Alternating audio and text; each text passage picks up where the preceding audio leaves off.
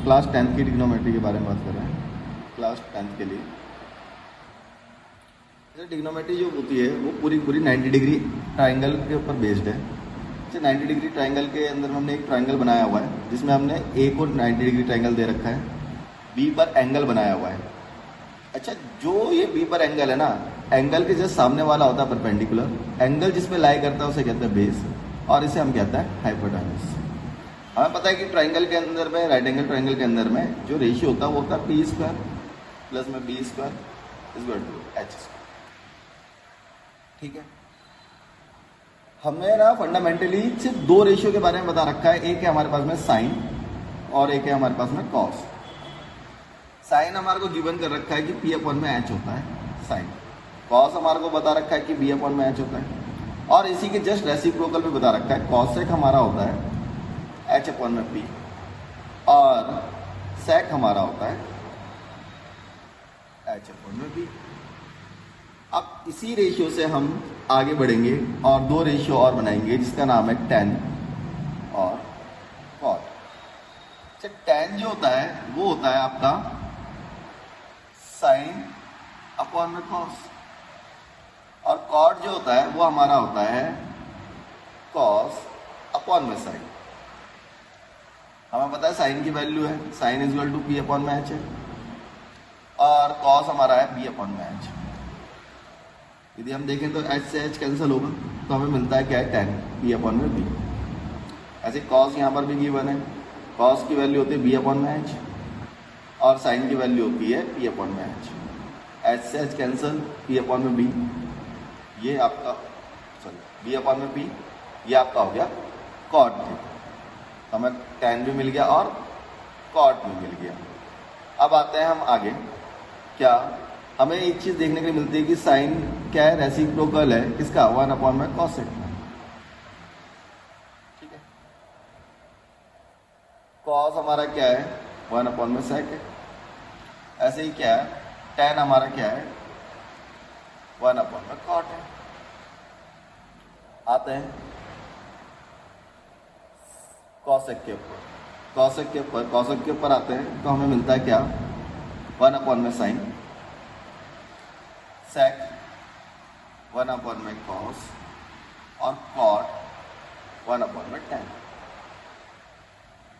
अब आते हैं हम कुछ और आइडेंटिटीज हैं जिसको हम देखते हैं। हमने लिया था क्या,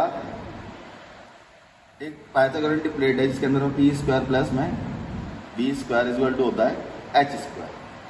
ठीक है, पाइथागोरस थ्योरम के अंदर में मेंशन है। अब इसको हम एक एक करके एक एक से डिवाइड कराएंगे और नए नए फॉर्मूले को देखेंगे। जैसे पी स्क्वायर प्लस में B square is equal to H square है, इसको हम एच स्क्वायर से डिवाइड कराते हैं तो हमें मिलता है क्या है,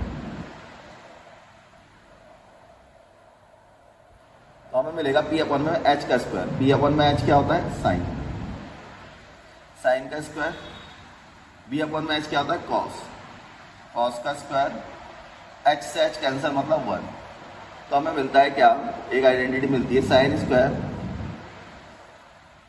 प्लस में cos square is equal to 1। अच्छा, यदि हम मैथ में देखते हैं कि हमारे इस साइड पर जो भी चीज़ है प्लस में तो उधर आएगा तो माइनस में, तो मैं लिख सकता हूँ कि sine square is equal to 1 minus का कॉस स्क्वायर। ठीक है, ऐसे कॉस को भी लिख सकता हूँ cos square is equal to 1 minus का साइन स्क्वायर। बात तो एकदम सही है, लिख सकते हो। अभी तो हमने क्या किया था कि हमने इसको सिर्फ एच स्क्वायर से डिवाइड कराया था। अब इसको हम वही लिखेंगे पी स्क्वायर प्लस में B square is equal to H square. अब इसको हम पी स्क्वायर से डिवाइड कराते हैं, क्या करवाते हैं पी स्क्वायर से डिवाइड कराते हैं। पी स्क्वायर से डिवाइड करेंगे तो पी स्क्वायर से पी स्क्वायर कैंसिल मतलब 1 प्लस में बी अपॉन में P cot square H upon में पी कॉस सेक स्क्वायर। वही चीज़ है कि मैथ को हम थोड़ा सा और देखेंगे तो यहाँ पर प्लस है, इधर आएगा तो माइनस में, तो 1 इज इक्वल टू कह सकते हैं हम कॉसेक स्क्वायर माइनस का कॉट स्क्वायर। अच्छा, जैसे हम देखते हैं A square minus B square, हम लिख सकते हैं क्या 1 is equal to A plus B और ए माइनस बी मतलब कॉसेक प्लस कॉट और cosec minus cot, cosec minus cot लिख सकते हैं हम। अब भाई ये वाला जो है माइनस का इधर आएगा तो डिवाइड का हो जाएगा 1 में cosec minus cot is equal to cosec plus cot के।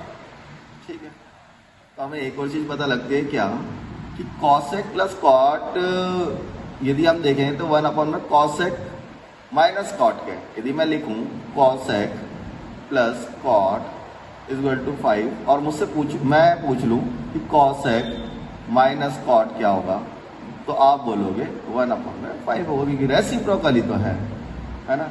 हम तो यहाँ तक समझ सके, अब समझ लिए हैं तो फिर आगे बढ़ते हैं। अभी हमने कराया था इसको p स्क्वायर से डिवाइड, अब हम इसको क्या कराएंगे, b स्क्वायर से डिवाइड कराएंगे और आइडेंटिटी को खत्म करेंगे। अब इसको हम करते हैं b स्क्वायर से डिवाइड।